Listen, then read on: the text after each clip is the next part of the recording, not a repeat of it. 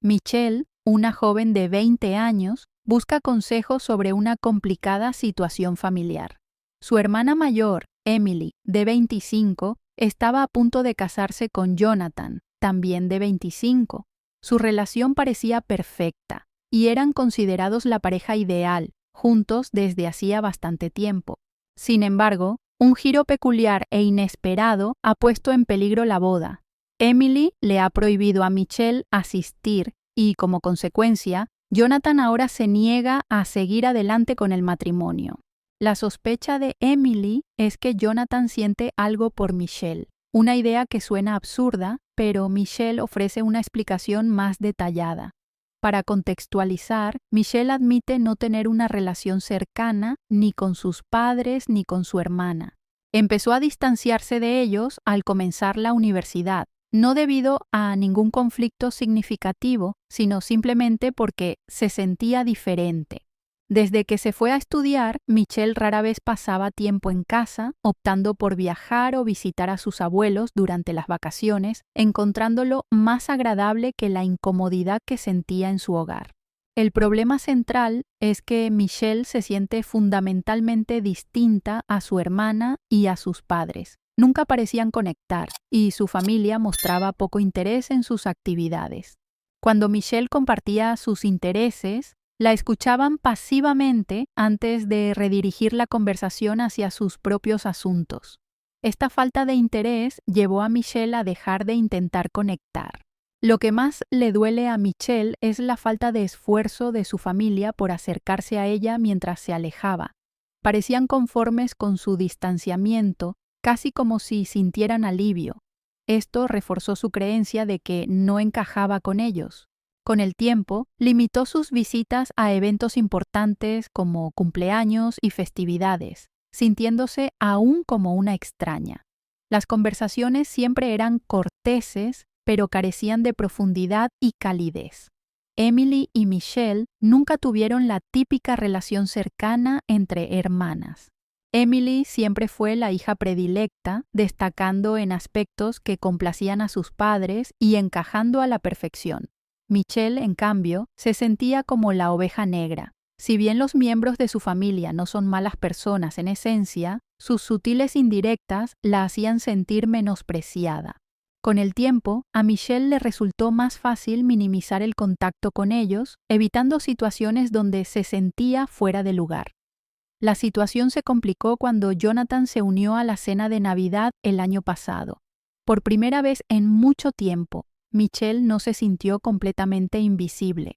Su familia tenía la costumbre de hacerla sentir que no pertenecía, pero Jonathan la trató de manera diferente. Fue amable y conversó con ella como una persona normal, hablando de diversos temas cotidianos. Inicialmente, Michelle no le dio mucha importancia, atribuyéndolo a simple cortesía. Sin embargo, Emily pareció profundamente perturbada por esta interacción. A pesar de la naturaleza inocua de las conversaciones entre Michelle y Jonathan, Emily se mostró visiblemente incómoda. Más tarde, confrontó a Michelle, acusándola de intentar robarle a Jonathan, alegando que Michelle siempre había estado celosa de ella. Michelle se sorprendió por esta acusación, ya que parecía surgir de la nada. Desestimó las preocupaciones de Emily como una tontería, pero Emily se mantuvo obsesionada con la idea de que Michelle era demasiado amigable con Jonathan y que él actuaba diferente a su alrededor. Michelle siempre supo que Emily era el centro de atención, adorada por sus padres como la hija perfecta. Pero acusarla de intentar robarle a su prometido fue un nuevo nivel de absurdo. Michelle intentó ignorar la situación, asumiendo que Emily simplemente se sentía insegura o ansiosa. No obstante, después de esa noche, las cosas se pusieron tensas entre ellas. Emily se volvió aún más distante, evitando a Michelle y respondiendo con brusquedad cuando le hablaban. Durante las reuniones familiares, se aferraba a Jonathan, casi como para marcar su territorio. Jonathan, por otro lado, continuó comportándose con normalidad, siendo educado y amable. Lo que realmente me molesta, supongo, es la facilidad con la que mi familia se puso del lado de Emily. Hubo insinuaciones, pero nadie abordó el tema directamente conmigo. Mi madre me lanzaba miradas extrañas cada vez que Emily y Jonathan estaban cerca. Mi padre, típicamente distante, empezó a enfatizar la importancia de las relaciones y el apoyo familiar, todo de forma muy pasivo-agresiva. Cuanto más lo pensaba, más me enojaba. Nunca he sido de involucrarme en los dramas de otros, especialmente no en los de mi hermana. ¿Por qué iba a desarrollar repentinamente interés en el prometido de Emily cuando apenas interactuamos fuera de los eventos familiares? No tenía sentido. Me enteré del compromiso de Emily unos meses después por mis abuelos. Sí, ni siquiera me informaron directamente sobre el compromiso de mi propia hermana. Descubrirlo por mis abuelos fue un golpe, aunque no esperaba un anuncio grandioso y personalizado. Fue el tipo de confirmación que validó mis sentimientos sobre la indiferencia de mi familia hacia mí. Supongo que me aferré a una débil esperanza de que, a pesar de la tensión y la distancia, todavía me considerara parte de este importante evento de su vida. Somos hermanas, después de todo, pensé. Puede que no seamos cercanas, pero sigo siendo familia. Evidentemente, eso era demasiado esperar. Cuando me enteré del compromiso, guardé silencio con Emily. Inicialmente pensé que podría haberse olvidado de decírmelo o que simplemente estaba abrumada con la planificación de la boda. Por alguna razón todavía le estaba dando el beneficio de la duda, aunque sé que suena ingenuo. Asumí que eventualmente llamaría o al menos enviaría una invitación de último minuto. Sin embargo, los días se convirtieron en semanas y no hubo comunicación. Entonces, recibí una llamada inesperada de Emily. Realmente no habíamos hablado desde esa extraña acusación en Navidad, así que me sorprendió ver su nombre en mi teléfono. Contesté, tratando de sonar casual, como si mi propia hermana no me hubiera ignorado por completo. Después de unos minutos de incómoda charla trivial, me dio la noticia. No te invito a la boda. Me quedé momentáneamente sin palabras, procesando sus palabras. Aunque no tenía muchas ganas de ir, oírla decirlo en voz alta todavía me dolió. Cuando le pedí una razón, me dio la explicación más absurda: no quiero que estés allí porque Jonathan siente algo por ti. Simplemente será incómodo. Tuve que reír, una risa genuina. Era tan increíble que esto estuviera sucediendo. Jonathan no siente nada por mí, e incluso si lo sintiera, no habría interrumpido la ceremonia para declararle mi amor eterno. Era tan ridículo que ni siquiera quería discutir. Simplemente dije, que tengas una gran boda y un matrimonio feliz, y colgué. Si era o no parte de su día especial, realmente no me importaba. No necesitaba ese drama en mi vida. Honestamente, no éramos cercanas. Emily y yo existíamos en esferas completamente diferentes y hacía mucho tiempo que lo había aceptado. Sin embargo, necesitaba desahogarme y tal vez obtener una perspectiva externa. ¿Soy la única que encuentra toda esta situación absurda? ¿Alguien ha experimentado algo similar? Cualquier consejo sería apreciado. Actualización. 1. Necesito documentar esto mientras aún está fresco, ya que ayer fue completamente caótico. La cena de ensayo de Emily se convirtió en un desastre total y de alguna manera me arrastraron al medio de todo. Mi teléfono empezó a sonar sin parar mientras tenía una típica tarde de jueves, absorta en mi portátil trabajando en una tarea. Inicialmente opté por ignorarlo, ya que últimamente me he vuelto bastante experta en eso. Sin embargo, en 10 minutos tenía 7 llamadas perdidas de mi papá. Mi papá nunca llama repetidamente. Es del tipo que asume que estás ocupado si no contestas de inmediato e intentará de nuevo más tarde. 7 llamadas significaban que definitivamente había un problema. Cuando finalmente contesté, sonaba frenético, como nunca antes lo había escuchado. Michelle, necesitas venir al lugar de la cena inmediatamente, repetía, sonando como un disco rayado. Ahora mismo. Cuando pregunté qué estaba pasando, simplemente dijo, se trata de Jonathan y Emily. Solo ven, por favor. Su desesperación era un poco alarmante, pero aquí está la cosa. Realmente creían que dejaría todo y correría en su ayuda después de todo el drama, las acusaciones y la exclusión de la boda. Le dije exactamente eso. Recuerda, papá, no estoy invitada a esta boda. Emily fue bastante clara al respecto. Michelle, por favor, imploró. Jonathan se niega a seguir adelante con la boda si tú no estás allí. Eso me paralizó. ¿Qué? Antes de que pudiera procesar esa bomba, mi teléfono vibró con otra llamada, esta vez de mamá. Cuando contesté, estaba sollozando, realmente sollozando. Repetía, tu hermana te necesita, como si hubiera olvidado cómo me habían tratado todos en los últimos meses.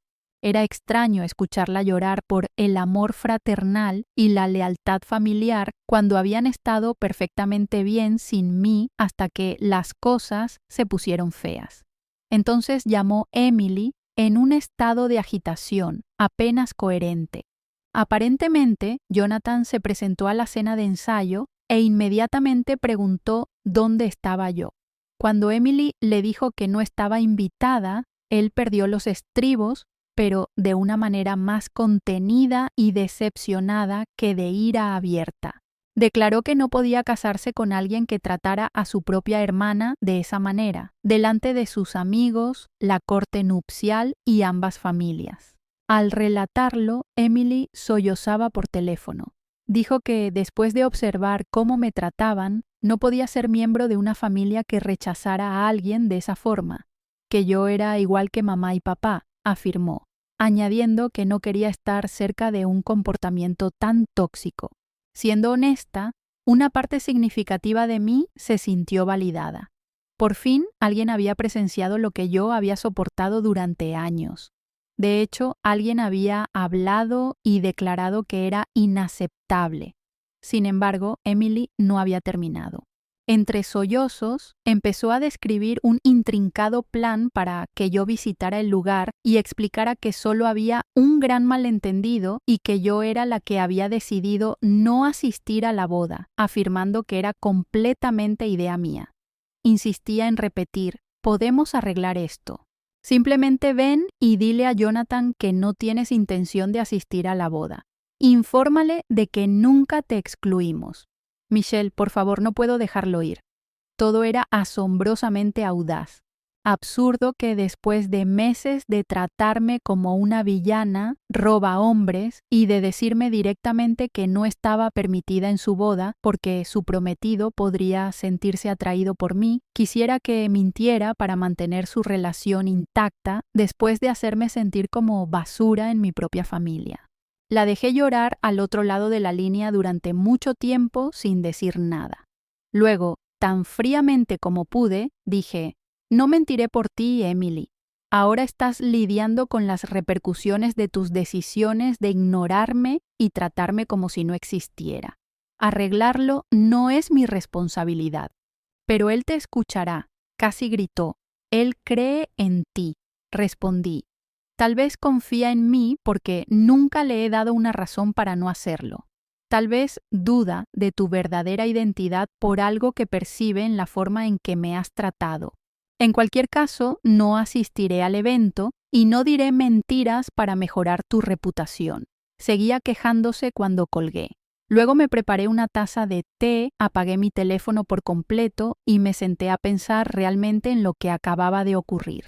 Mi teléfono continuó iluminándose con notificaciones durante las siguientes horas. Lo revisé y encontré mensajes de voz de mis padres, llamadas perdidas de los amigos de Emily y mensajes de texto de familiares con los que no había hablado en años. Toda la familia parecía haberse unido para intentar coaccionarme a limpiar el desastre de Emily. Pero, ¿qué saben? Por primera vez en mi vida, estaba muy segura de que evitarlos era lo correcto. Jonathan, por sí solo, había sido capaz de ver a través de sus acciones, no por nada que yo dijera o hiciera, sino por cómo me trataban. Él había llegado a esa conclusión, y para ser honesta, esa parecía la mayor confirmación que podría haber esperado. Anoche me fui a la cama sin mi teléfono, y dormí mejor que en meses. Por una vez, que se las arreglen con las consecuencias de su propio comportamiento. He terminado de limpiar la basura de otros, y de ser el chivo expiatorio de la familia. Mis abuelos, los únicos familiares con los que todavía me comunico, me informaron esta mañana que Jonathan no está devolviendo las llamadas de Emily ni de mis padres. Parece que ha informado a su familia de que la boda está definitivamente cancelada.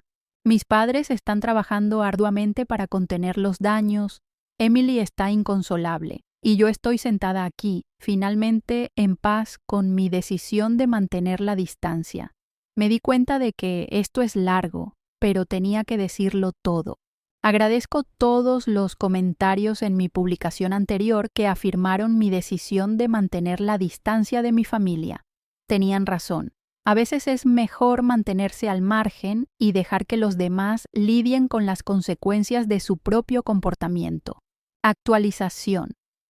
2. Muchos de ustedes preguntaron sobre mis primeros años y las razones detrás de mi prolongado distanciamiento de mi familia. Dado que es una historia algo pesada, no la profundicé en mi primera publicación, pero a la luz de los eventos recientes, creo que este es un buen momento para explorar una parte. El problema es que sufro de ansiedad social. Siempre tuve la sensación de que algo andaba mal en mí cuando era niña, pero nunca pude articularlo. Sin embargo, mis padres eran tradicionalistas que creían que las condiciones de salud mental eran meras excusas. Frecuentemente decían cosas como «necesitas endurecerte» o «solo estás siendo dramática». Me etiquetaban como débil o perezosa si mostraba signos de ansiedad o un ataque de pánico, como si estuviera eligiendo sentirme así. Cuando miro hacia atrás, puedo ver muchas señales de advertencia. Tenía una gran presentación para la clase de inglés cuando tenía 15 años. La idea de pararme frente a 30 estudiantes era la receta perfecta para un trastorno de ansiedad social. Tuve problemas para dormir la noche anterior y me sentí físicamente enferma por la mañana. Les supliqué a mis padres que me dejaran quedarme en casa y les informé de mi situación. La reacción de mi padre: «Tu nerviosismo no hará que la vida se detenga. Deja de hacer un gran drama por todo». Finalmente, experimenté un severo ataque de pánico frente a la clase. Mi voz comenzó a quebrarse. Algunos niños incluso comenzaron a reírse y mis manos temblaban tanto que no podía sostener mis notas. La habitación parecía dar vueltas, pero no podía salir. En lugar de ofrecer consuelo, mi madre simplemente comentó: «Ves, lo superaste». Todo ese drama fue en vano. Todo empeoraba con Emily, que era la hermana perfecta. Era la presidenta del cuerpo estudiantil, la capitana del equipo de debate y prácticamente todo lo demás que yo no podía ser debido a mi ansiedad. La gente comentaba a menudo que yo era la hermana rara que se quedaba aislada en su habitación. Una vez escuché a Emily decirle a sus amigas: «Sí, es antisocial. Cree que es demasiado buena para todos». Mi vida dio un giro cuando empecé la universidad. Mi primer semestre fue un desastre absoluto. Estar lejos de casa, adaptarme a nuevos entornos sociales e intentar controlar mi ansiedad mientras asistía a clases se volvió abrumador. Recuerdo sentir que me asfixiaba mientras estaba sentada en mi dormitorio, luchando por respirar. Mi compañera de cuarto, bendita sea, notó que algo andaba muy mal y prácticamente me arrastró al centro de consejería de la universidad. La doctora Martínez fue la primera persona que realmente me escuchó.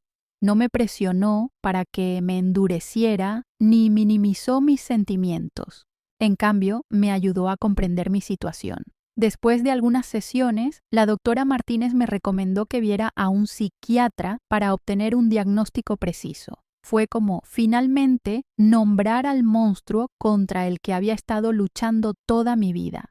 Recibir ese diagnóstico de trastorno de ansiedad social fue una revelación. No se trataba de buscar atención o ser dramática, como mi familia siempre había afirmado, era una condición real y, lo que es más importante, tratable. Las sesiones de terapia fueron reveladoras. La doctora Martínez explicó que el comportamiento de mi familia no solo era poco solidario, sino también intencionalmente dañino. Me aconsejó sobre cómo establecer límites, defenderme y reconocer patrones tóxicos. Fue entonces cuando comencé a distanciarme deliberadamente de mi familia. Lo que realmente me frustra es que mis padres descartaron por completo mi diagnóstico cuando intenté explicárselo. Estos médicos solo intentan ganar dinero etiquetando todo como una enfermedad, dijo mi madre con desdén. Solo estás usando palabras sofisticadas para justificar tu comportamiento antisocial, añadió Emily, poniendo los ojos en blanco. Hice un último intento para aclarar las cosas el día de Acción de Gracias pasado, antes de que comenzara todo el problema de la boda. Había preparado una presentación completa sobre la ansiedad social, con investigaciones y estadísticas. Michelle, ¿cuándo vas a dejar de poner excusas y empezar a vivir en el mundo real? Interrumpió mi padre a mitad de la oración. En ese momento me di cuenta de que nunca cambiarían. Nunca intentarían comprender. Tenían una imagen fija de mí como la niña difícil, la dramática, el problema. ¿Y saben qué? Darme cuenta de eso fue extrañamente liberador. Facilitó que dejara de buscar su comprensión o aprobación. Mirando hacia atrás, veo cómo este patrón contribuyó directamente a la situación de la boda. La rápida aceptación de mis padres de la versión de Emily, sin cuestionarla, y la suposición inmediata de Emily de que yo estaba detrás de su prometido, todo es parte de su arraigada creencia de que soy la problemática que necesita ser controlada. Jonathan vio a través de esto. Observó cómo me trataban, cómo minimizaban mis sentimientos y cómo me usaban como chivo expiatorio para todo, y lo llamó por lo que era. Un comportamiento tóxico, a diferencia de todos los demás en el círculo social de mi familia, que simplemente aceptaron su versión de la realidad. Supongo que lo que intento decir es que este drama de la boda no fue un incidente aislado. Es la culminación de años de dinámicas familiares en las que constantemente fui pintada como la villana, la niña problemática, la que necesitaba ser arreglada. Tal vez por eso la decisión de Jonathan se siente tan gratificante. Alguien finalmente vio lo que he estado experimentando durante años. Sí, ese es el trasfondo que muchos de ustedes pidieron. Explica por qué no tengo prisa por arreglar las cosas ahora mismo. He pasado demasiados años tratando de cambiar la forma en que mi familia me ve, para obtener su comprensión y ganar su aprobación. He terminado con eso. Aceptar que algunas personas, incluso miembros de la familia, nunca te entenderán ni te aceptarán es a veces lo más sano que puedes hacer. Actualización 3. Ha pasado un mes desde que todo se torció y ahora debo compartir la parte final de esta historia. Al menos ahora puedo decir que lo que comenzó como un drama de bodas realmente ha terminado, aunque se ha transformado en algo que nunca podría haber anticipado. Emily lo perdió todo cuando se canceló su boda. De alguna manera consiguió mi nuevo número de teléfono y lo compartió con todos sus conocidos. De repente, me inundaron cientos de mensajes de odio de extraños, sus conocidos y parientes lejanos. Las amenazas iban desde la manipulación emocional hasta la intimidación directa.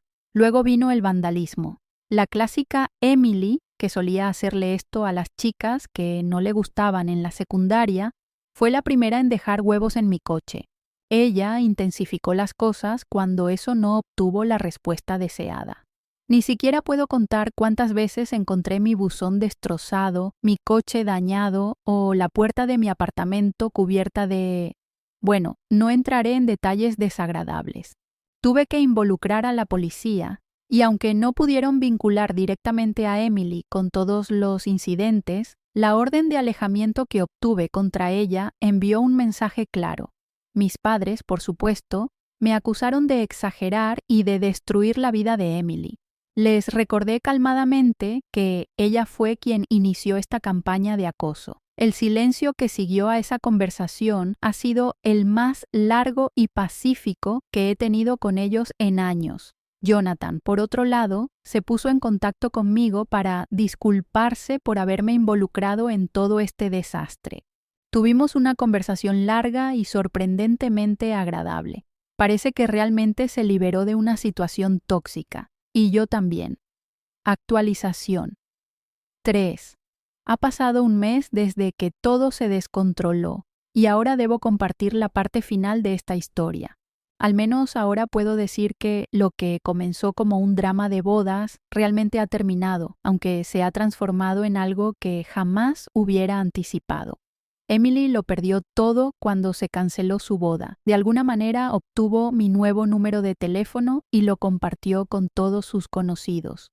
De repente, me inundaron cientos de mensajes de odio de desconocidos, sus amistades y parientes lejanos. Las amenazas iban desde la culpabilización hasta la intimidación directa. Luego vino el vandalismo. La clásica Emily, que solía hacerle esto a las chicas que no le agradaban en la escuela secundaria, fue la primera en dejar huevos en mi coche. Incrementó sus acciones cuando eso no obtuvo la respuesta deseada. Ni siquiera puedo contar las veces que encontré mi buzón vandalizado, mi coche dañado o la puerta de mi apartamento cubierta de... Bueno, no entraré en detalles desagradables. Tuve que involucrar a la policía, y aunque no pudieron vincular directamente a Emily con todos los incidentes, la orden de restricción que obtuve contra ella envió un mensaje claro. Mis padres, por supuesto, me acusaron de exagerar y de destruir la vida de Emily. Les recordé con calma que ella fue quien inició esta campaña de acoso. El silencio que siguió a esa conversación ha sido el más largo y pacífico que he tenido con ellos en años. Jonathan, por otro lado, se puso en contacto conmigo para disculparse por haberme involucrado en todo este desastre. Tuvimos una conversación larga y sorprendentemente agradable. Parece que realmente se liberó de una situación tóxica, y yo también. A lo largo de todo esto, mis padres deliberadamente optaron por ignorar las acciones de Emily. Cosas de chicas o necesitas ser más comprensiva con el dolor de tu hermana era su respuesta estándar a cada incidente. Lo desestimaron como que Emily solo quería hablar, incluso después de que les mostré las imágenes de la cámara de seguridad de ella intentando entrar en mi apartamento. Sin embargo, yo estaba preparada, gracias a esta increíble comunidad de Reddit, especialmente a aquellos que sugirieron que instalara cámaras de seguridad y documentara todo.